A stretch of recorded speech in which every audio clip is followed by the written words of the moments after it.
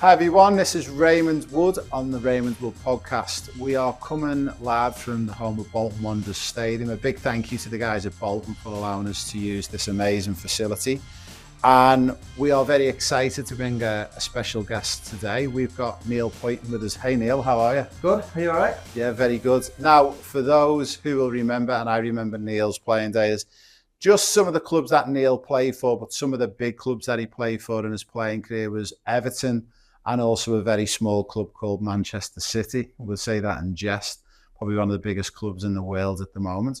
So we'll do a little bit of an intro for the guests back home in Australia, and also we've got followers in the US and the Middle East. But you originally started playing at what age, and who was the first team you played for? Do you remember? Yeah, very much so. Started playing when I was 8 years of age. Local primary school. Obviously, they only had a team for the under 11s, year 6. But I was playing at 8 for the older age boys. Loved it to bits. Then went on to play for my area, my comprehensive school, Mansfield Boys. My first ground I always remember was Coventry City's old ground. Yeah. Played there in a semi-final for English schoolboys. We lost, but Nottingham Forest picked me up when I was 14. Went to schoolboys in Notts Forest when Trevor Francis was signed for £1 million. So, wow. And then he ruptured his Achilles. I remember going to training in the summer and he was running up and down the steps, which was, to see a player of that quality and, working hard to get back to fitness was amazing. Unfortunately, it didn't work for me at Notts Forest. And then went to Scunthorpe. Being born in Mansfield, little mining village, to go to Scunthorpe was a bigger place, but I just wanted to go. So I left home when I was 16, went in digs, and never looked back, really, never looked back.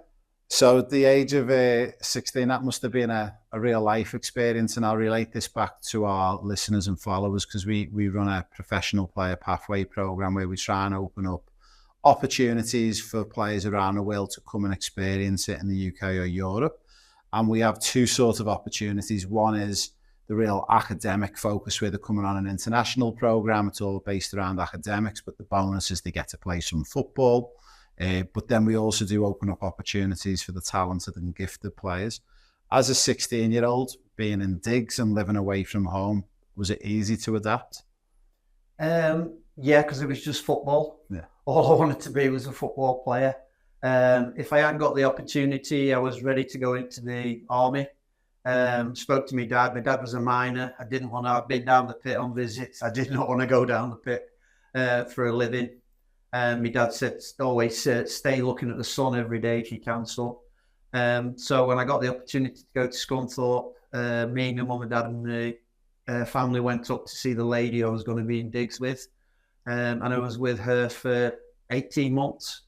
Never came home for holidays. It was all I wanted to be a footballer. I have to do this, and I loved it to bits. Yeah, loved it to bits. So it was all that just grit and determination and just wanting it more than anything. Just nothing else came into mind. So nothing else bothered me. I didn't drink. I didn't go out. I didn't have a car.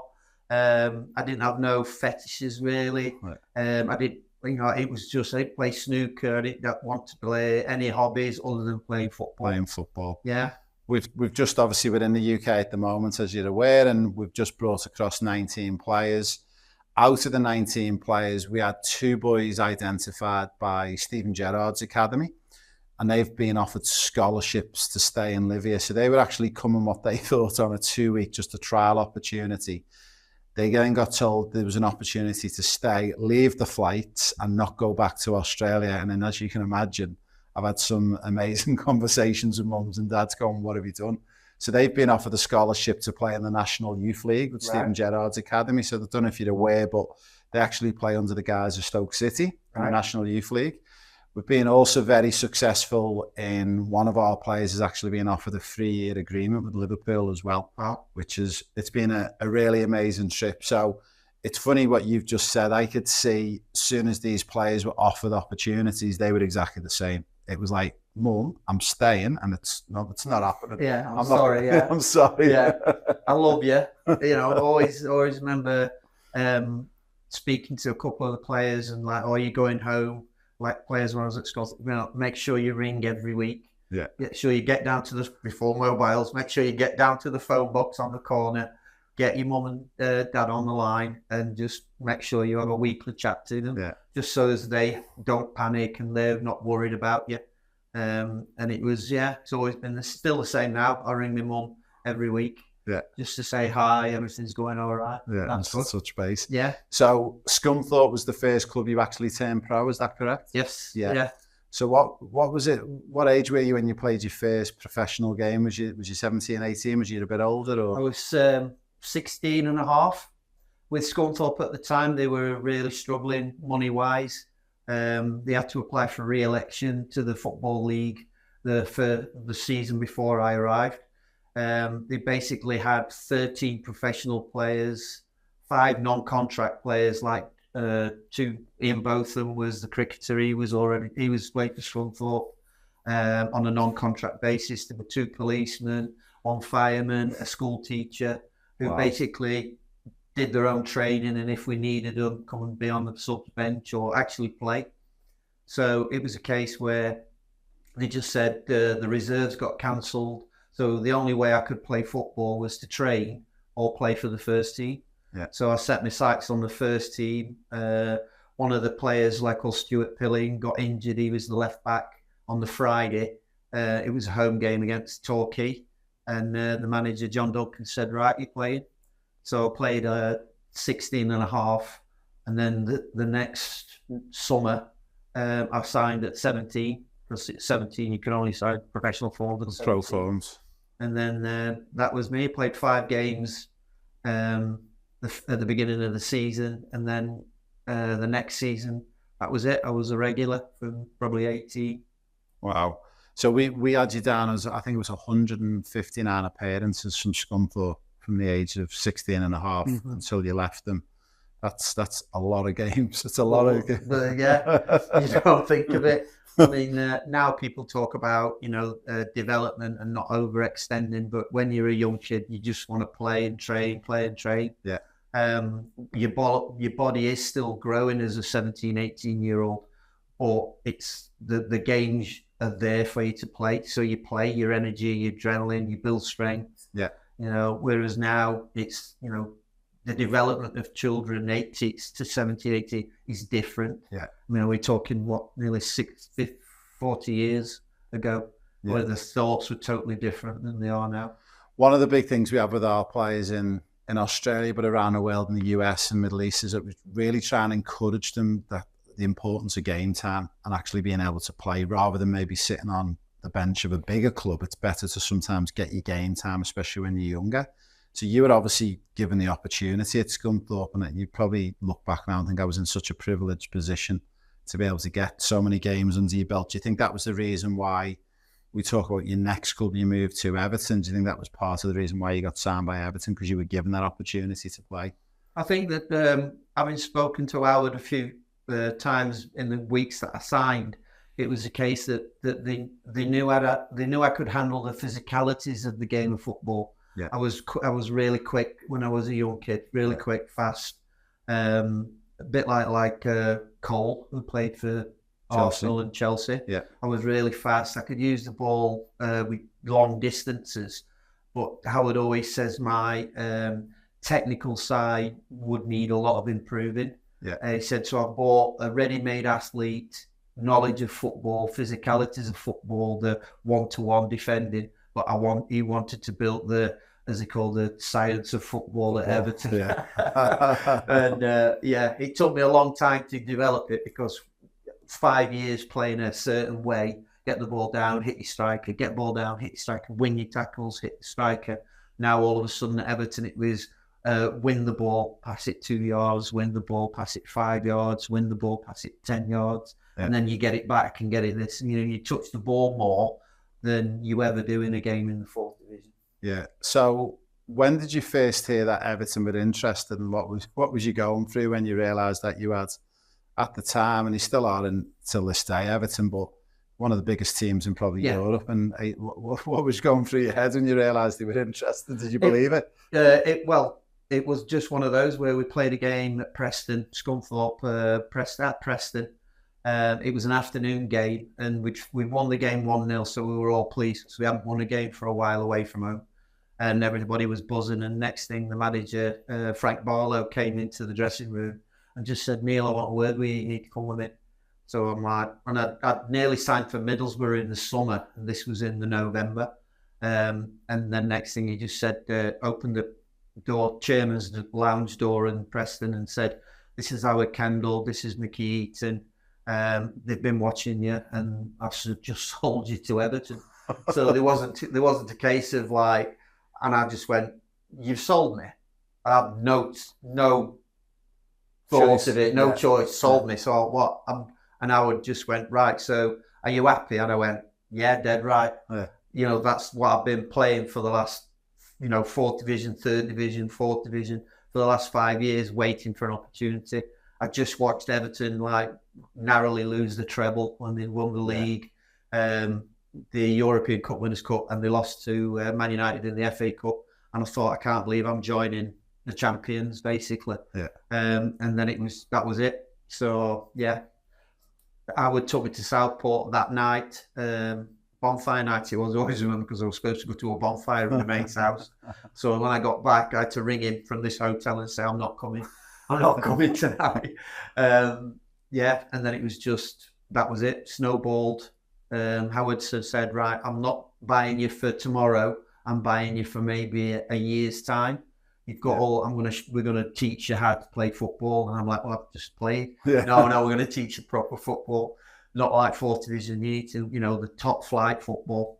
So I was like, yeah, not a problem. And I suppose that was because I played so many games that I was not ready for a rest, but ready to learn more. Yeah. So it was just amazing. And like I say, there's not many stadiums that then could match Everton. Yeah. And there isn't now. I mean, there's Arsenal, Emirates, Etihad, but there's not many stadiums that can match Everton. Would you one day like to be a professional football player? Would you like to be part of our pro player pathway? What is the pro player pathway? It's an opportunity for all Australian football players aged between 10 and 23 who want to join us to become the next professional football player. On the pro player pathway, you get to join me and my team free of charge to an event all around Australia. When you join me, we're going to teach you the secrets of football in Europe. And one day, maybe, you could be gracing the Champions League final. Guys, over the next 12 months, we're going to be coming around all the major cities of Australia. And when we come around all the major cities, we're going to be running our free events everywhere we go. So guys, what have you got to lose? Nothing. It's a free event. It's for boys and girls aged 10 to 23. And I'm going to teach you the secrets of becoming a top European football player.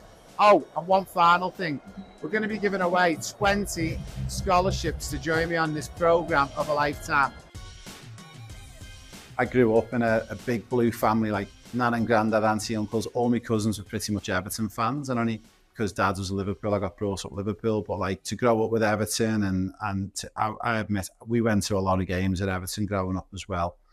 The atmosphere was just electric, and it still is till this day. Like we were very fortunate that the 19 players we had with us on trial, they went to see the game against Aston Villa. Admittedly, it was 0-0. It wasn't a great game, but the players have just come out like, and their eyes are just wide open, like at that atmosphere. And is that one of your fears when they move into that new stadium? They might lose that, do you think, or do you think they've covered that a little bit? Yeah, you never know. You never know. But if the planners of the actual inside the stadium can keep like the end of the Gladys Street, don't sort of mix like the away fans, keep the nucleus of where people sit and where they are sitting. Yeah. They've changed some stadiums like the Etihad, you don't quite know who's sitting, where's your bulk of all your main core, the Kippax, Gladys Street End, Man United's Old Trafford, Trafford End. If you start spreading them out all over the place, you lose that connection with the staunch fans that are there every week. Yeah. And I hope they don't do that. So obviously we move on. You've signed for Everton. I think it was 1985, and you were there for 5 or 6 years with them. Who's probably the one player when you played in that team was one who really just stood out to you, and you were like, yeah, that player is a special player? There was, well, to be honest, there was a few. I mean, you look at Neville Southall. Yeah. You know what I mean? Just Nev was like, I roomed with Nev a couple of times, and just like a workaholic, training wise, could do everything. I mean, people talk about keepers playing out now and great with the feet. Nev could pass the ball anywhere on the pitch. You know, he was just so cool, calm. His passing range was great. Agility.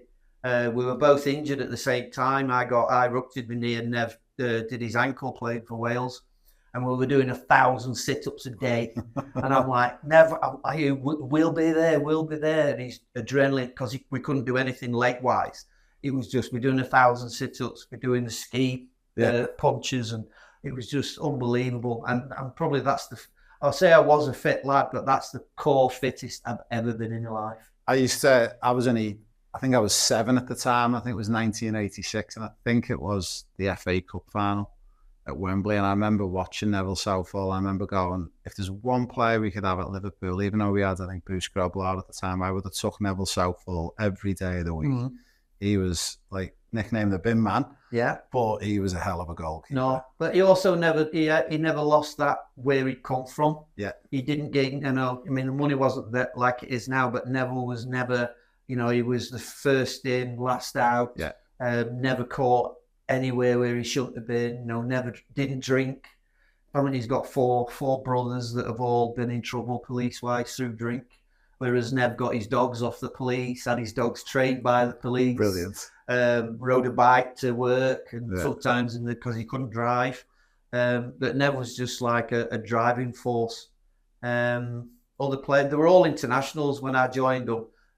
From Graham Shaw, Adrian Eves, Kevin Sheedy, Paul Bracewell, Peter Reid, Trevor Stephen, Pat Van, the Welsh Belgian guy. So I found that out. Derek was a B for England. You've got Kevin Ratcliffe, Gary Stephen. It was just... And Gary Lineker there when you were there? Gary Lineker was there. Andy Gray had left in the summer. Gary Links was there. So, I mean, when the internationals were on, it was basically just like 12 players, and it was all the players that had come from lower leagues: Paul Wilkinson, Neil Adams, myself, Warren Aspinall. I mean, we played against each other in the lower leagues, and now we were teammates at Everton. Brilliant. So it was just like, and like you said, there's a bond, I think. Same with, I think he's with Liverpool as well. It was like a Merseyside when we had the 2 FA Cups, the 86 and the 89.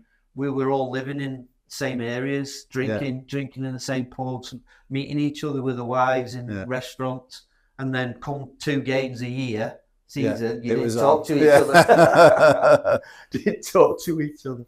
So going, looking at Everton, what was maybe the one success or the one trophy that you got while you were that you really look back as a highlight? For me, every seat. Well, it was like, so won the league, went to Wembley 8 times in 5 years, managed to play 3 times, Charity Shield, won the Charity Shield.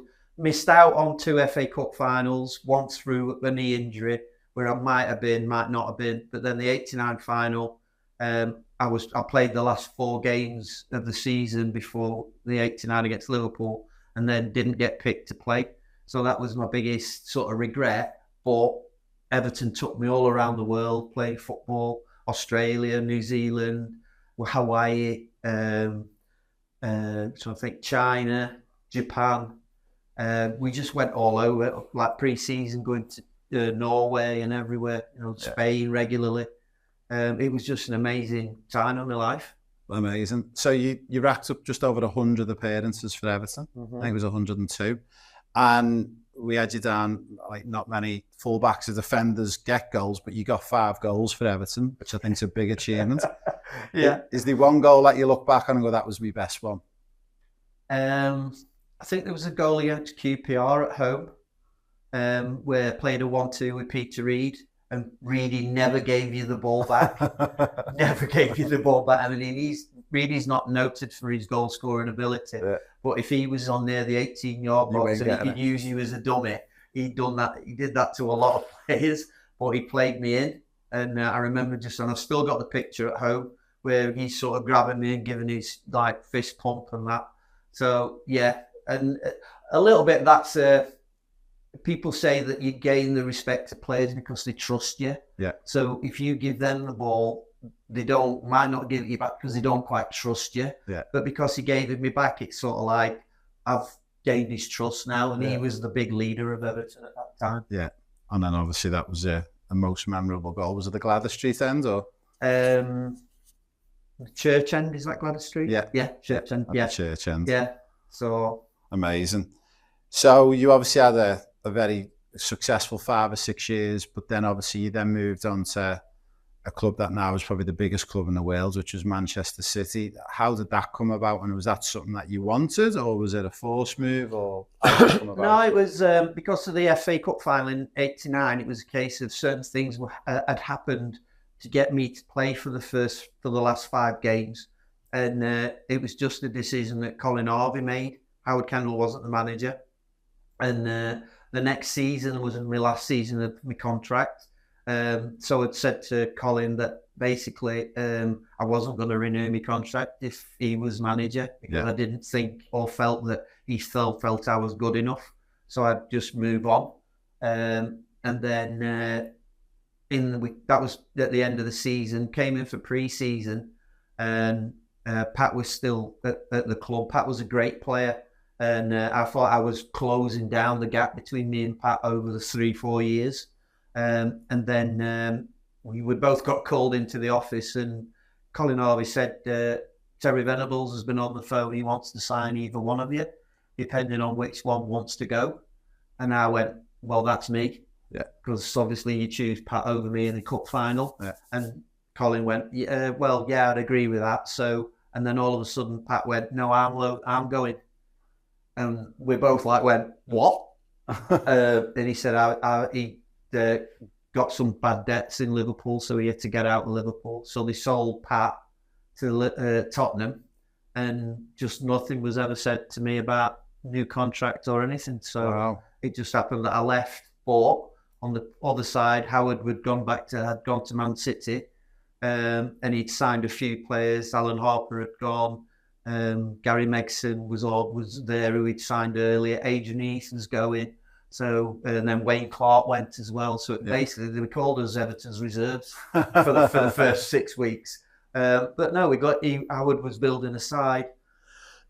Niall Quinn, he'd signed from Arsenal. Tony Coton got from Watford. So there was a fair few players coming in. Mark Ward, he signed from West Ham. And we all clicked. And some of the younger lads, David White, Ian Brightwell, Paul Lake, who unfortunately got injured in that pre-season. So it was really an easy transition because I knew players that were there as well. Yeah. And I was going to be playing. Yeah. That was the main thing. I was going to be playing. So you were only there probably I think it was just on 3 years, but I think you racked up it was over 74 appearances again. So you obviously played a fair few games for City, and again, we got you down. I think it was 2 goals for City. Do you remember both of them goals? Or two goals. 2 goals and 1 own goal. My only own goal in my career. I couldn't believe it. It's the only one I've ever just not looked.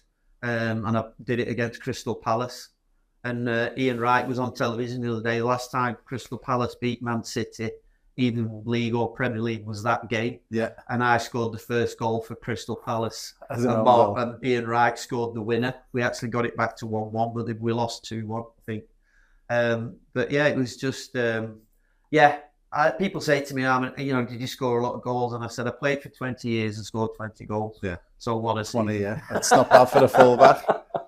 Yeah. So you obviously had an enjoyable time at Man City, and it was a good few years there. Do you have much connections back with City or with Everton? Yeah. I still go back more to Everton, just because of what the club achieved for that period of time. But get asked back to go probably once a year.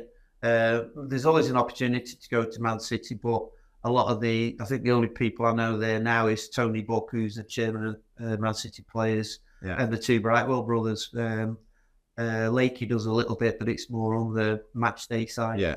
But no, always welcomed whenever I go back. But I'm too busy really with coaching and things. Yeah. So you're doing a bit of coaching at the moment. So you're working with Bolton at the moment.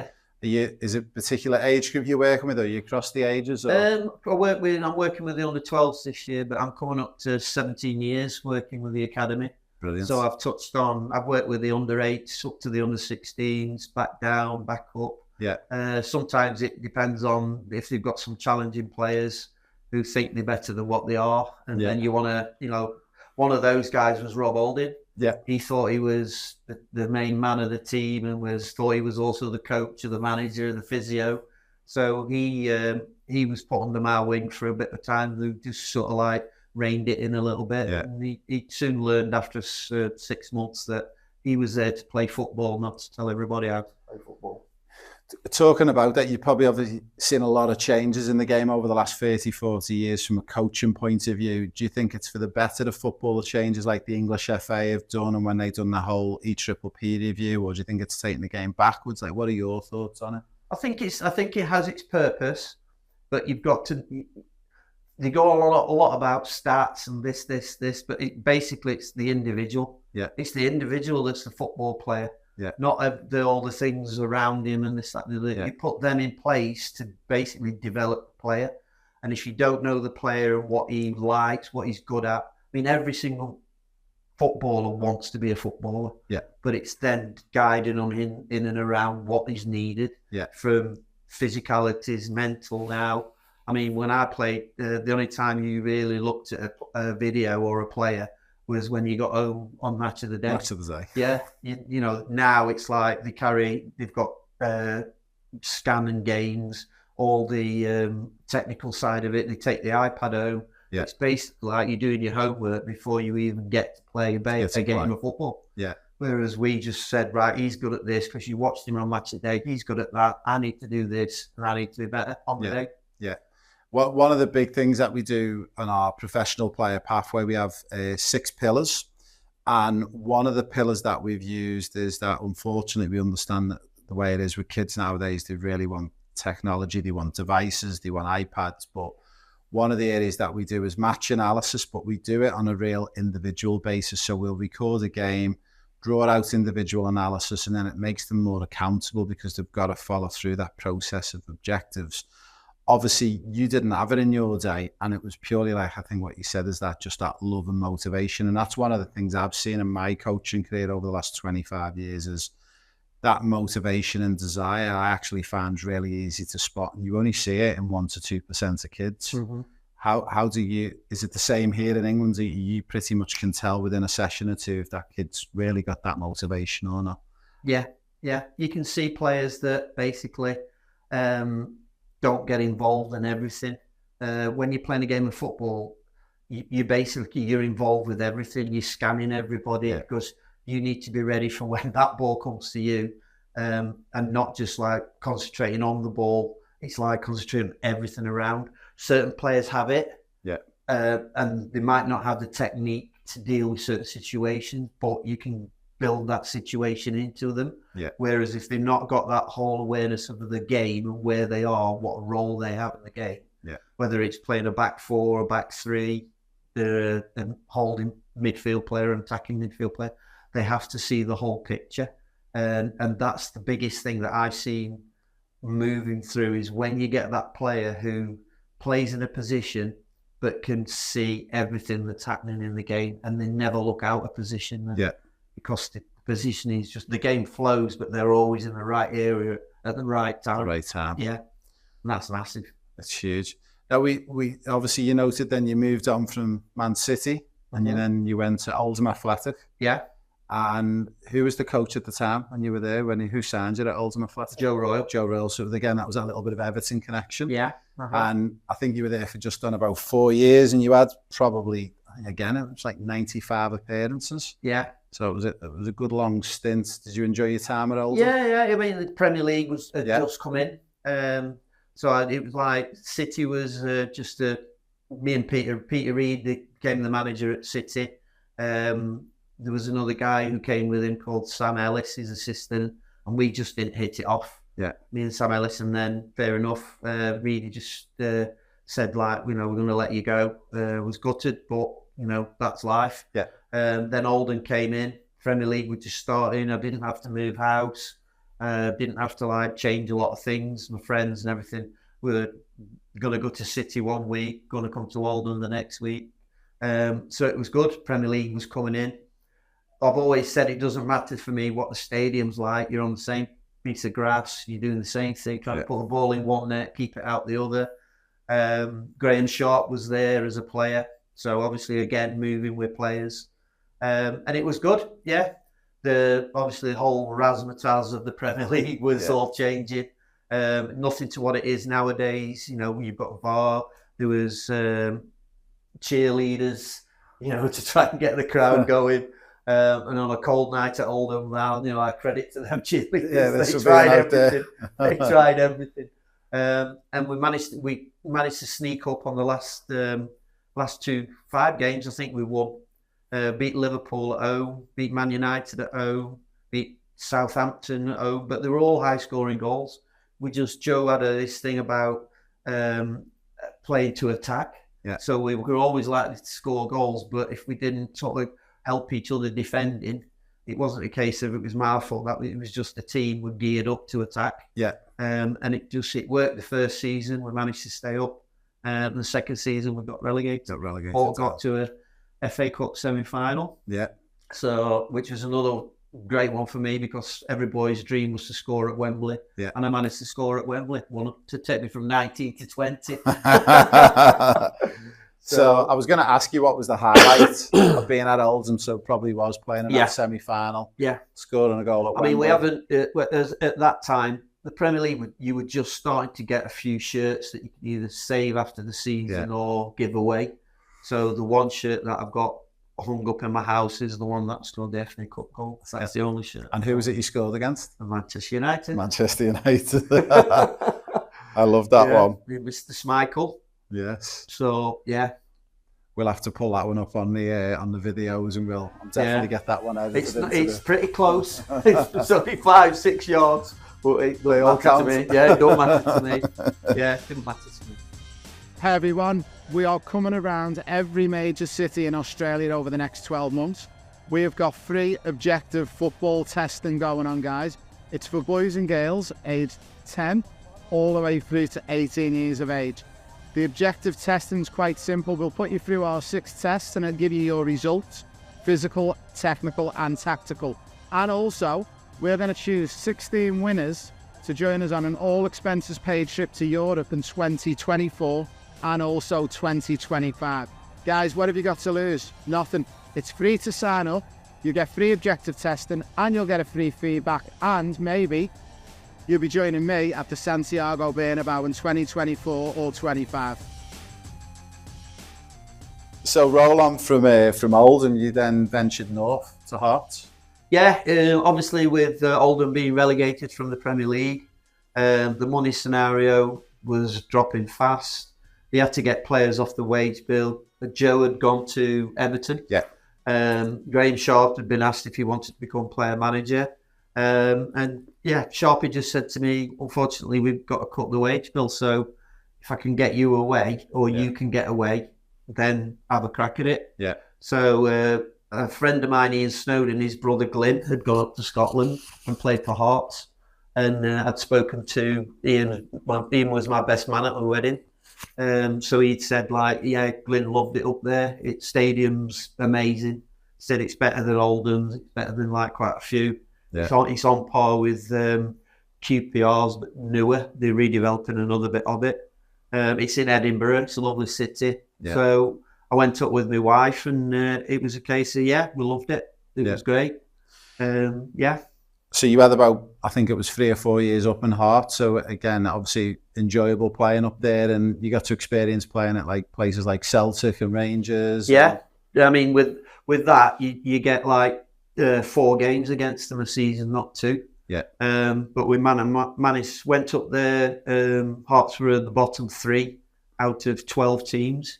When I'd finished that first season, we'd made the Scottish Cup final against Rangers and got to 3rd place, which meant we got in Europe. Wow. Which was not having been at Everton and Man City and not being in Europe because they were banned. Yeah. I'm like thinking, oh, this is great. So, yeah, finished that season. We lost the final 5-1 to Rangers. But from where we were to get to there, everybody, all the fans were amazing. They'd not been to a cup final for like 10 years. So they were all made up. Hampden was amazing. Yeah. You know, great stadium. Then we sort of came back pre-season and we managed to make another cup final. It was then called the Coca-Cola Cup Final, which is the League Cup. Yeah. So we got to another cup final, played Rangers again, but lost 4-3.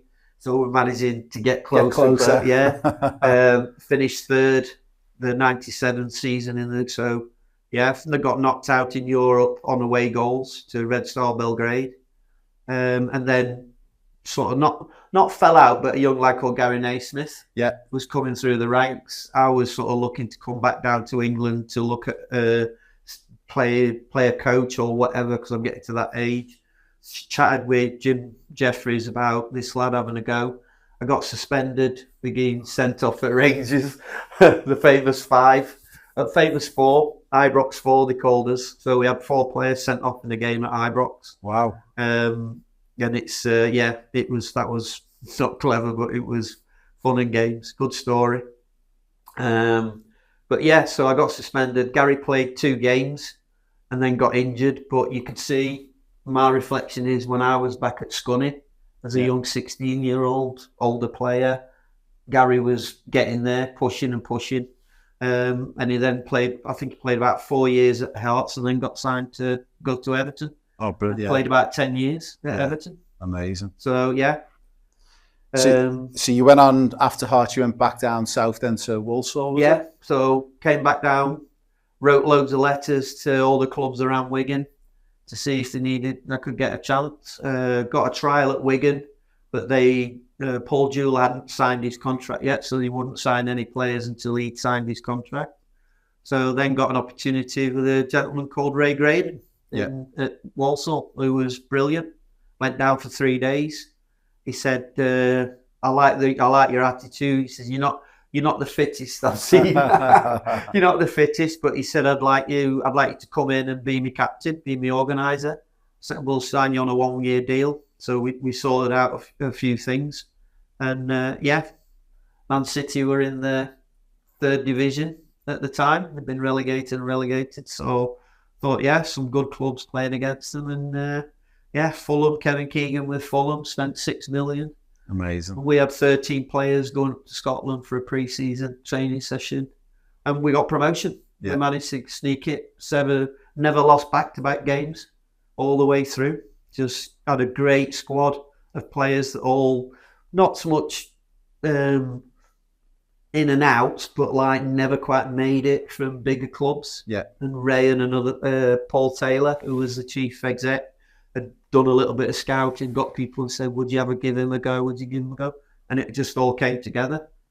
And for those that live outside of the UK and England don't understand, but in the lower divisions below the Premier League, I think you guys play around about 44 games in a season before the playoffs as well. And before cup games. Yeah, so you could be playing anything in the region of 60 games. 60 games. And it amazes me now that you get players complaining, especially overseas in Australia, they'll play like 22 games in a season. Yeah. Like, you don't know you're born. No, but once you get into the games, like they all start thick and fast. So pre-season's really hard. But then what Ray Graydon did really well, he was under 16s coach at Southampton at the Premier League. And he knew how the body works, and we were doing body science, all the nutrition stuff, and he would give players off. Don't have to come in training today. The younger lads he trained, got them into all the pattern play, and the older lads, you can have a day off, you can rest, you can have this day off. So his team management, player management was second to none. Second to none. So roll on, obviously, a couple of years later, you go down a few further divisions, and then I think you finished up playing around about 2003. Did you venture into coaching straight away, or what did that look like for you, or did you decide to have a rest? No, I tried, so I went down the non-league route, so left Walsall just after we got promotion to the Championship. I wanted to go on to play a coach at Walsall, but the chairman, I wouldn't move from Wigan to Walsall, which is about 2 hours drive. So I wouldn't move. So he said, well, we can't really pay that much for your expenses and everything, so it wasn't viable. So then I went non-league at Hendersford as player coach, and then I got player manager for about 5 games. It didn't work out, which fine, no problems. And then I came back home, and basically I was just about to have my first child. So I decided that I'd just be the dad, the house husband, until then we had another child 3 years later. So that got stretched. So for about 12 years, 13 years, I was like part-time coach. Yeah. So I did 3 years at Wigan, and then I came to Bolton, and I've been there ever since. Been there ever since. Yeah, been there ever since. So what's the plans for the future? What's the next couple of years look like for you? Plans are looking okay. Both my kids now are working, both police officers. Amazing. Yeah, one's in Merseyside, one's in Lancashire. But no, things are okay. I work full-time in schools, doing one-to-one mentors, getting kids back into school, back into the classrooms. That's going all right. Been doing that for 5 years now. And I'm still coaching it in the evenings and weekends. Amazing. So just love it. Yeah, that's fantastic. So talk a little bit about that mentorship. We do have a mentorship part of our program as well, but what does that look like for you, and is it successful and something that you're really enjoying? Yeah. It's about basically, first of all, gaining the trust of the person you're talking to. Don't be too intrusive. Just basically, I just usually ask, have you had a good weekend? Yeah. And then just let them talk. Yeah. If you let them talk, let them talk, and then pick up on something that you think you might be accommodating with both of you, an interest, or whatever, and work around that. Don't be too. I think the last one I had took me 2 years basically for him to do an exam. So just any kind of assessment, or we've got a thing called quizzing, where you read a book and then you just basically ask the questions. Who did John see in the library? He couldn't do it. It just freaked him out, because it's like, you're asking me questions, So 2 years it took me to get him to do his SATs for year 6. So if he hadn't done his SATs, he wouldn't have got a place at high school at next level. But I managed to get him to do that. He's now enjoying high school, now really rounded young lad. Yeah. So that's pleasing. And then next thing, you're on to the next one. Yeah. So primary school, I've got a child now who's in year 1. So hopefully in four years' time, he can become everything's solid, everything's relaxed. Yeah. And he moves on. And Amazing. Then he might get another 4 years. Yeah. And unfortunately, like, everybody's had COVID.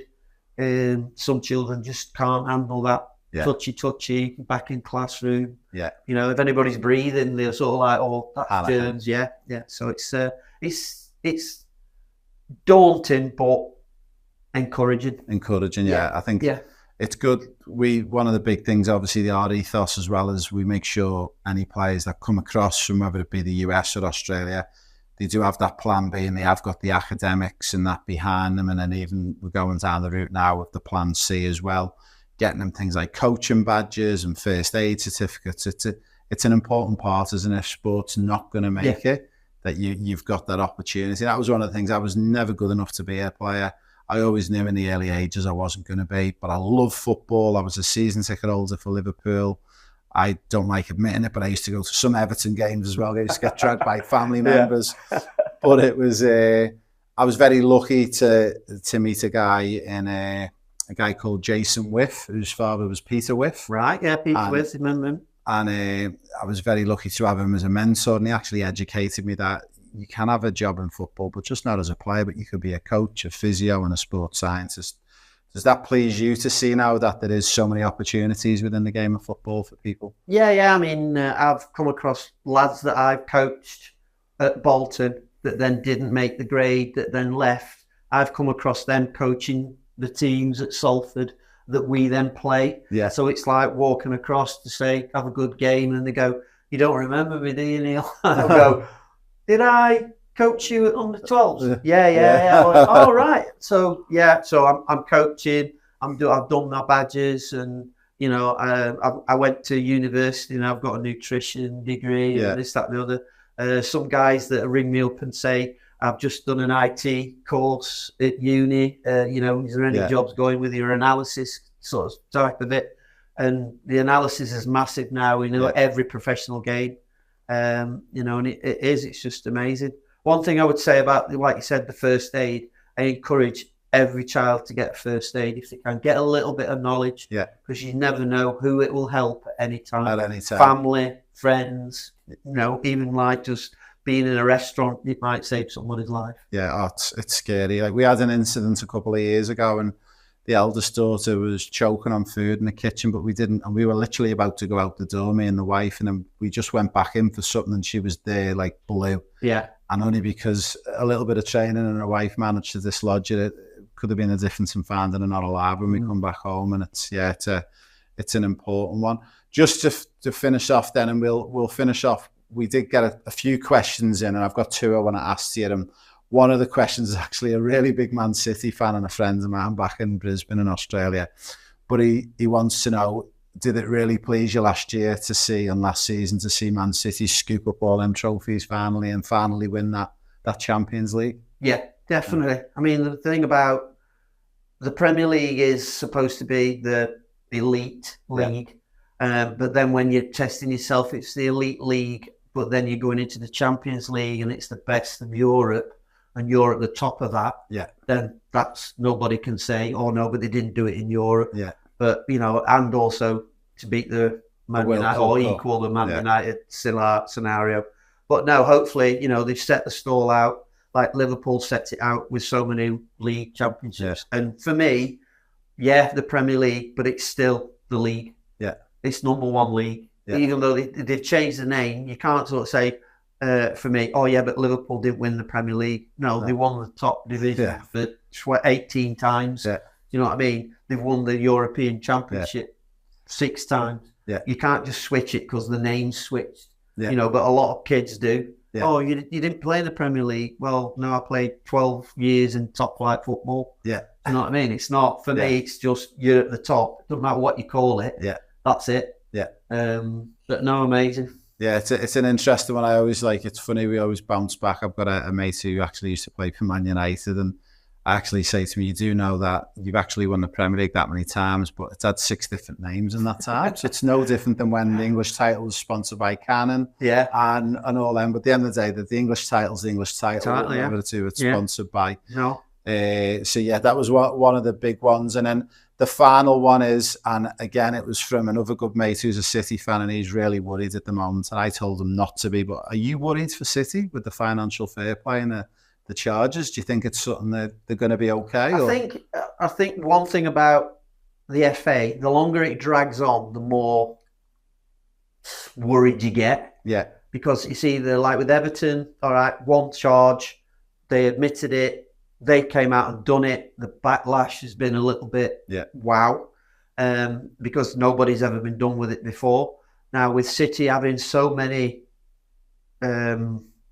accusations against them over so many years, why didn't they do the first year? Why didn't they do it the second why did year? They miss it? Why did the FA not say, no, we need to sort this out and leave it for 5 years? Yeah. Now, whether they've wrapped them up with legal jargon or whatever, I don't know.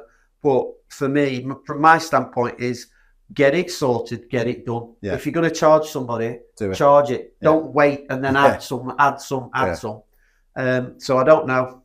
I don't know what the Everton thing's going to come out like, but if they stick to it and Everton sneak another season and then it's done, fine, brilliant, get on with it. And I think they've got enough to stay in the Premier League with their attitude change, and Dyche seem to got that. With Man City, I don't know. It's hard because I've got obviously family and friends on the blue side of Everton, and they're like, how can we get charged with 10 points for this one thing? And Man City, I've got friends who are big Man City fans. We've got some really good contacts at the club, and it's like, I don't know. I'll ask Neil for you. No. I mean, the longer it goes on, I do fear that the more they rack up, when it does come to a halt and they go, right, you've got that season's 5 points. That season's 6 points. That season's 2 points. All of a sudden, you're into a lot of points by the end of it. It's tricky, like, because we get a lot of questions put in on this stuff as well. And I speak to friends back home and back in Australia, but it's like, what are they going to do with it as well? Like, are they going to give titles to other clubs who finished second that year, or did they not do that?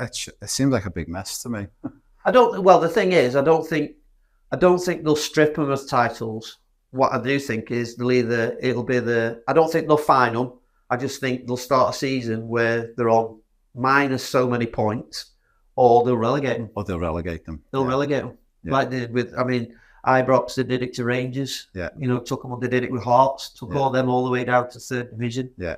The opposition fans at every ground that they went to was full for a season. Yeah. They made the beneficial to like the likes of Cowdenbeath and Walsall. Walsall, we only filled our ground at the back end of the 2 months when we knew we were going to get promotion. But City was like, they brought and it filled it. It held was 18,000. We were only getting 7. So every game where City were away, full stadium, and it's money. So we're just going to finish off with this final question. It's for all of our players overseas in Australia, the US and Middle East. What's one top tip and one bit of advice you could give to an aspiring player, boy or girl, to make it as a pro? Never give up. Never give up. Never give up, no matter what anybody tells you, whoever they are. You go from one to another. Yeah. So if you get released by one club, go to the next. Go to the next. If you get released by one club, go to the next. Yeah. Keep pushing, keep trying, believe in your own ability. I love that. So a big thank you, Neil, for joining us. Thank you. Thank you from me and everyone at Euro Football Star and the Raymond's World podcast. We are going to be back soon with our next episode in about a week's time, and we've got some exciting news on that one. And we hope you enjoyed that one with a football and legends and great and a true gentleman. So big thank you from me, the Rainbow Podcast, and we will see you in a few weeks. Thank you.